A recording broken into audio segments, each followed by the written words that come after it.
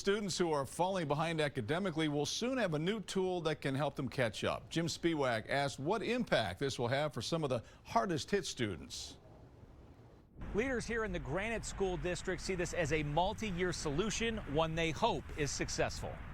Obviously, with the result of the pandemic, we've seen a lot of learning loss across the board. The Granite School District is looking to buy an interactive computer-based program to help kindergarten through second grade students who have struggled solely because of the pandemic. We have a lot of high poverty students that are even more behind than they normally would be. Ben HORSLEY with the Granite District says this is all part of a multi-pronged approach to make sure kids are at a sufficient reading level by the third grade. If they're behind at that point in time, we see a lot more interventions necessary to bring them up to speed. HORSLEY says safety is key, but admits the most effective way to learn is in the classroom. Would this be extra added responsibility for teachers?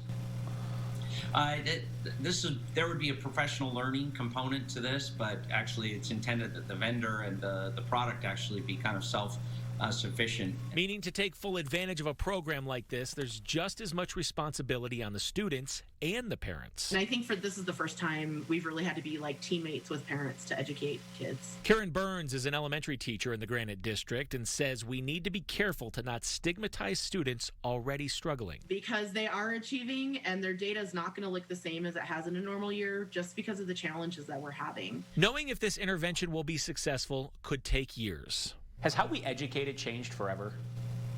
Yeah, I believe so. And if it hasn't, then we're doing something wrong. If we think we can just revert back to what we used to do and think that that's going to be good enough, it's just not. They hope this program is up and running by the end of the summer, and when it is, they will notify parents that it is up and running. And for those that do not have internet access, the district will help provide some of those resources. We're reporting in Salt Lake tonight. Jim Spiewak, 2 News.